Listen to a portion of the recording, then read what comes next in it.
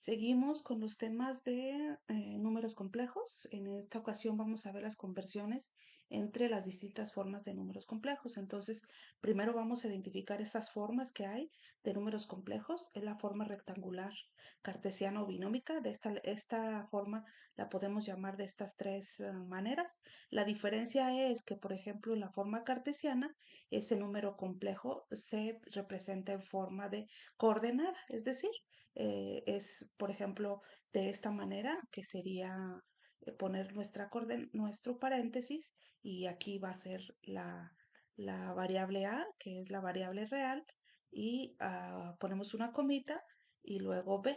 Entonces, esa es la diferencia cuando decimos que es en forma cartesiana, es decir, es en una forma en la que ya la podemos graficar ahí en el plano cartesiano. Entonces, esa es la manera de representar cuando es la forma cartesiana, pero se le puede decir de esta manera: forma rectangular cartesiana o binómica.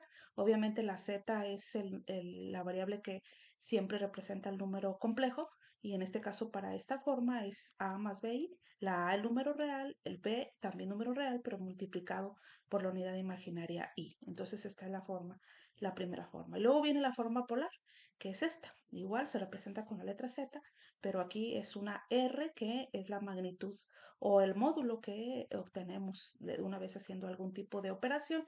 Obviamente el símbolo del ángulo y nuestro ángulo, tal como está aquí. Entonces es magnitud y ángulo, así es la forma polar. La forma trigonométrica, que algunos autores también la llaman forma polar, es esta, es decir, se representa así: nuestro número, que es z, igual a r, que es esa misma magnitud, y coseno del ángulo para la parte real, más seno del ángulo para la parte imaginaria. Esta se representa la forma trigonométrica, que insisto, también algunos autores la llaman también polar. Y la forma exponencial, que es esta, es decir, nuestra variable z, que representa al número complejo, igual a quién, a esa magnitud, y multiplicada por la e, que en este caso es la constante de Euler, y elevado a un ángulo multiplicado por también por i, que es la unidad imaginaria. Aquí cabe señalar que en esta forma el ángulo siempre debe de estar en radianes, ¿eh? No, generalmente está en radianes. No es que esté mal si está en grados sexagesimales, pero por lo general lo ponemos en radianes. Y estos dos ángulos siempre, por lo general, también va en grados sexagesimales, al igual que este. Entonces, estas son las formas de representar los números complejos, y luego ya vienen las conversiones entre ellos, que sería en este caso este primer ejemplito que vamos a tener aquí. Entonces, el ejemplo nos dice convertir el siguiente número complejo de su forma rectangular a sus formas polar, trigonométrica y exponencial. Entonces, el número que nos están dando, proporcionando para convertirlo a sus otras tres formas es este: z igual a 5 más 2i. Entonces, la forma polar, ¿cómo la vamos cómo vamos a hacer la conversión? Pues en la forma polar se representa de esta manera, como ya dijimos, y para hacer la conversión de rectangular a polar, simplemente nuestra magnitud va a ser igual a ¿quién? A la raíz cuadrada de la componente en x más la componente en y. En este caso, así como lo están viendo ustedes la fórmula, y el ángulo es igual a ¿quién? A la tangente inversa de y sobre x, de la componente y sobre x. Entonces, concretamente para este ejercicio va a ser nuestra magnitud igual a ¿quién? A 5 al cuadrado, porque esa es la componente en x, esta parte, o la a, como quieran ustedes llamarla más, 2 al cuadrado, que es esta, que es el número que acompaña a la unidad imaginaria, sin la unidad imaginaria. Entonces va a ser 25 más 4, que se va a hacer raíz cuadrada de 29, y que en este caso va a ser igual a 5,38. Esa va a ser nuestra magnitud. Y para el ángulo, pues tan simple como al 2 sobre 5, que en este caso el 2 es y, el 5 es x, aplicarle la tangente inversa, y únicamente nos va a quedar 21,8 grados.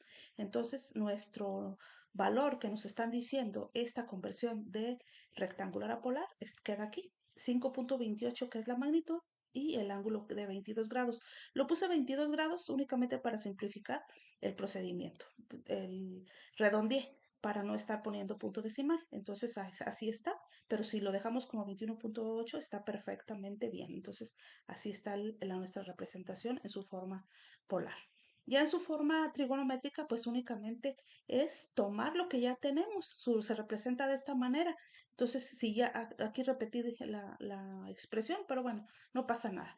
Entonces vamos a representarla de esta manera. Si se dan cuenta ustedes, aquí vamos a presentar a la R que es 5.38, el coseno del ángulo, coseno de 22 grados, más el seno de 22 grados y la unidad imaginaria ahí. Entonces es únicamente tomar los valores que ya tenemos y qué hacerles, pues sustituirlos directamente. Por eso se dice que la trigonométrica y la polar pues prácticamente serían lo mismo.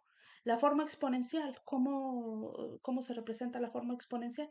Bueno, ya dijimos, se representa z igual a magnitud por la constante de Euler elevado a un ángulo y multiplicado por la unidad imaginaria, el ángulo en radianes. Entonces, ese ángulo que está en radianes, que lo tenemos en radianes,